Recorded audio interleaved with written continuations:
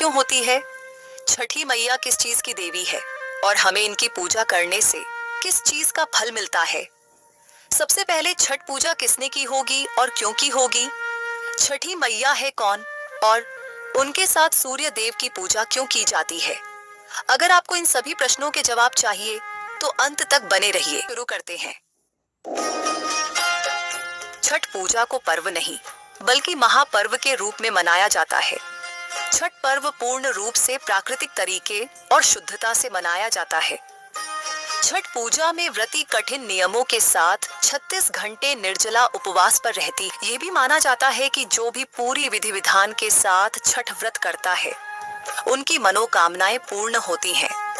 छठ महापर्व में किन देवी देवताओं की पूजा की जाती है और यह व्रत इतना खास किस लिए है? हिंदू धर्म में छठ महापर्व बेहद खास माना जाता है क्योंकि यह एकमात्र ऐसी पूजा है जिसमें ढलते सूर्य को अर्घ्य दिया जाता है। जो भी छठ महापर्व में ढलते सूर्य और उगते सूर्य को अर्घ्य देता है उनके जीवन में आने वाले सभी तरह के शारीरिक कष्ट समाप्त हो जाते हैं और निसंतान महिलाओं को संतान की प्राप्ति होती है। प्रत्येक नवजात शिशु का छठियार मनाया जाता है जो 6 दिन पर होता है। इसमें देवी छठी मैया की पूजा की जाती है। छठ महापर्व में माता षष्ठी यानी छठ मैया और भगवान सूर्य की पूजा आराधना की जाती है। पौराणिक कथाओं के मुताबिक छठ मैया ब्रह्मा जी की मानस पुत्री और भगवान सूर्य की बहन है। षष्ठी देवी यानी छठ मैया संतान प्राप्ति की देवी है और शरीर के मालिक भगवान सूर्य हैं। माना जाता है कि ब्रह्मा जी ने सृष्टि की रचना करते हुए खुद को 2 भागों में विभाजित किया था। एक भाग पुरुष और दूसरा भाग प्रकृति के रूप में था। वहीं प्रकृति ने भी अपने आप को 6 भागों में विभाजित किया था। इसमें से एकमात्र देवी या देवसेना थी। वहीं छठ मैया देवसेना की छठी अंश है, इसलिए इन्हें छठी मैया कहा जाता है। छठ पूजा का प्रारंभ कब से हुआ, इतिहास जानकर चौंक जाएंगे आप। सूर्य देव की आराधना और संतान के सुखी जीवन की कामना के लिए समर्पित छठ पूजा का यह महापर्व हर साल कार्तिक मास के शुक्ल पक्ष की षष्ठी तिथि को पड़ता है। छठ पूजा में सूर्य देव और छठी मैया की पूजा विधि विधान से की जाती है। छठ पूजा का प्रारंभ कब से हुआ, सूर्य की आराधना कब से प्रारंभ हुई, इसके बारे में पौराणिक कथाओं में बताया गया है। सतयुग में भगवान श्री राम, द्वापर में दानवीर कर्ण और 5 पांडवों की पत्नी द्रौपदी ने सूर्य की उपासना की थी। छठी मैया की पूजा से जुड़ी एक कथा राजा प्रियवंद की है, जिन्होंने सबसे पहले छठी मैया की पूजा की थी। आइए जानते हैं कि सूर्य उपासना और छठ पूजा का इतिहास और कथाएं क्या हैं। प्रथम कथा राजा प्रियवंद ने पुत्र के प्राण रक्षा के लिए की थी। छठ पूजा एक पौराणिक कथा के अनुसार राजा प्रियवंद ने संतान थे, उनको इसकी पीड़ा थी। उन्होंने महर्षि कश्यप से इसके बारे में बात की। तब महर्षि कश्यप ने संतान प्राप्ति के लिए पुत्रेष्ठी यज्ञ कराया। उस दौरान यज्ञ में आहुति के लिए बनाई गई खीर राजा प्रियवंद की पत्नी मालिनी को खाने के लिए दी गई। यज्ञ के खीर के सेवन से रानी मालिनी ने एक पुत्र को जन्म दिया, लेकिन वह मृत पैदा हुआ था। राजा प्रियवंद मृत पुत्र के शव को लेकर श्मशान पहुंचे और पुत्र वियोग में अपना प्राण त्यागने लगे। उसी वक्त ब्रह्मा की मानस पुत्री देवसेना प्रकट हुई। उन्होंने राजा प्रियवंद से कहा, मैं सृष्टि की मूल प्रवृत्ति के छठे अंश से उत्पन्न हुई हूँ, इसलिए मेरा नाम षष्ठी भी है। तुम मेरी पूजा करो और लोगों में इसका प्रचार प्रसार करो।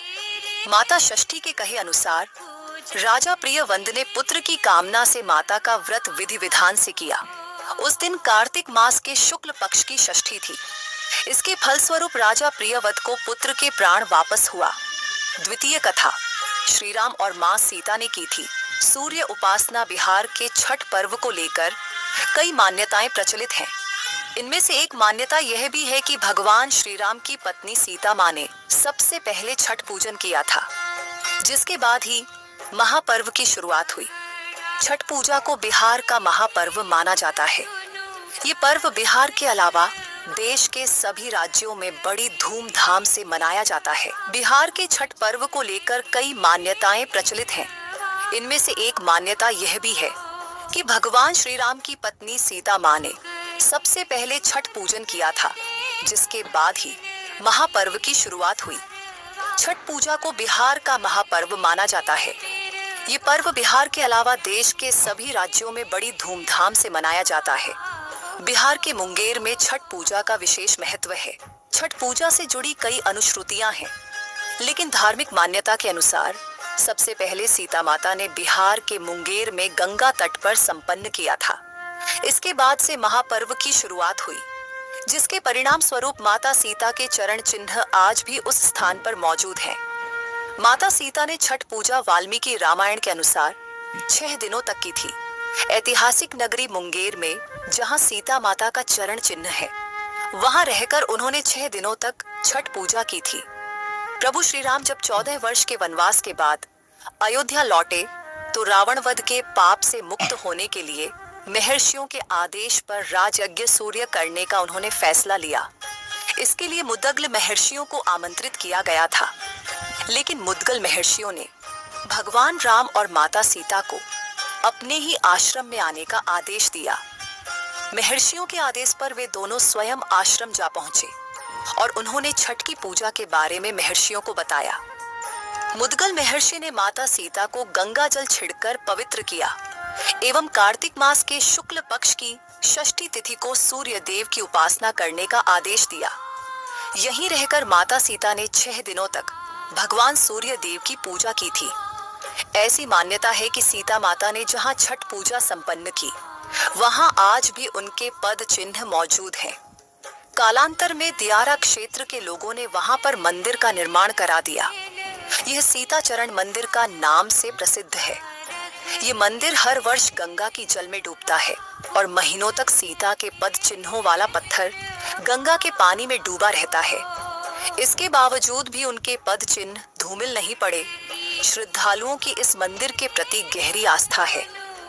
दूसरे प्रदेशों से भी छठ पूजा के समय लोग यहाँ मत्था टेकने आते हैं। कहा जाता है कि यहाँ आने वाले श्रद्धालुओं का सभी मनोकामनाएं पूर्ण होती हैं। तृतीय कथा। द्रौपदी ने पांडवों के लिए रखा था छठ व्रत। पौराणिक कथाओं में छठ व्रत के प्रारंभ को द्रौपदी से भी जोड़कर देखा जाता है। द्रौपदी ने 5 पांडवों के बेहतर स्वास्थ्य और सुखी जीवन लिए छठ व्रत रखा था और सूर्य की उपासना की थी, जिसके परिणाम स्वरूप पांडवों को उनको खोया राजपाट वापस मिल गया था। चतुर्थी कथा। दानवीर कर्ण ने शुरू की। सूर्य पूजा महाभारत के अनुसार दानवीर कर्ण सूर्य के पुत्र थे और प्रतिदिन सूर्य की उपासना करते थे। कथानुसार सबसे पहले कर्ण ने ही सूर्य की उपासना शुरू की थी। वह प्रतिदिन स्नान के बाद नदी में जाकर सूर्य को अर्घ्य देते थे। लोक परंपरा के मुताबिक सूर्य देव और छठी मैया का संबंध भाई बहन का है, इसलिए छठ के मौके पर सूर्य की आराधना फलदायी मानी गई है। छठ बिहार और पूर्वी उत्तर प्रदेश में मनाया जाने वाला एक प्रमुख हिंदू त्योहार है। लगभग सभी सभ्यताओं में भगवान सूर्य की पूजा की जाती है, लेकिन बिहार में इसका एक अनूठा रूप है। छठ पूजा एकमात्र ऐसा अवसर है जहां उगते सूर्य के साथ साथ डूबते सूर्य की भी पूजा की जाती है। हिंदू कैलेंडर के अनुसार छठ पूजा कार्तिक महीने के छठे दिन मनाई जाती है।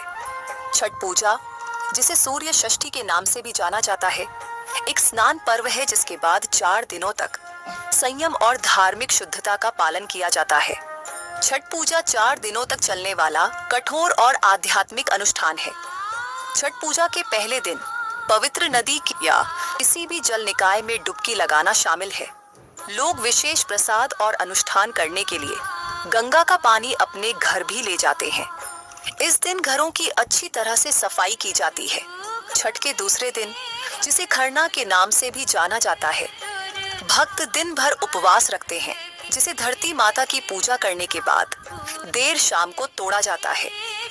भगवान को चढ़ाए जाने वाले प्रसाद में चावल की खीर और फल शामिल होते हैं, जिन्हें परिवार के सदस्यों और दोस्तों में बांटा जाता है।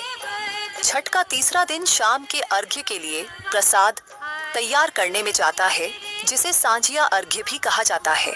शाम को बड़ी संख्या में श्रद्धालु नदियों के किनारे एकत्रित होते हैं और डूबते सूर्य को अर्घ्य देते हैं। बिहार की संस्कृति और इतिहास को दर्शाते हुए लोकगीत बजाए जाते हैं। तीसरे दिन की रात को कोसी नामक एक रंगारंग कार्यक्रम होता है। गन्ने की छड़ियों से एक छतरी बनाई जाती है और उसमें मिट्टी के दिए जलाकर प्रसाद से भरी टोकरियां रखी जाती हैं। छठ के चौथे और अंतिम दिन परिवार के सदस्य और मित्र सूर्योदय से पहले नदियों के किनारे जाते हैं और उगते सूर्य को अर्घ्य देते हैं। इस अनुष्ठान के बाद भक्त अपना उपवास तोड़ते हैं और पड़ोसियों और रिश्तेदारों को प्रसाद वितरित करते हैं। यह व्रत इतना खास क्यों है? छठ पूजा को मन्नतों का पर्व भी कहा जाता है। इस पूजा को शारीरिक और मानसिक रूप से बड़ी शुद्धता के साथ मनाया जाता है। छठ पूजा का व्रत इतना आसान नहीं होता। छठ पूजा में व्रती कठिन नियमों के साथ 36 घंटे निर्जला उपवास पर रहती है। व्रती उपवास इसलिए करती है ताकि उनके बेटे की रक्षा हो सके और घर में सुख समृद्धि की उन्नति हो। साथ ही व्रती को नीचे चादर बिछाकर सोना पड़ता है और बिना सिलाई किए हुए कपड़े पहनने पड़ते हैं। वहीं निसंतान महिलाएं व्रत रखकर इस पूजा का पालन करती हैं तो छठी मैया की कृपा से उनकी मनोकामनाएं जल्द पूर्ण होती हैं और पुत्र रत्न की प्राप्ति होती है। छठी मैया को मातृ देवी भी कहा जाता है। अगर आपको यह वीडियो पसंद आया है तो एक वादा कीजिए कि आज से जब भी कोई पर्व त्योहार होता है हम अपने पूरे परिवार के साथ अपने गांव में मनाएंगे। ऐसे ही कुछ और वीडियो देखने के लिए सब्सक्राइब करें।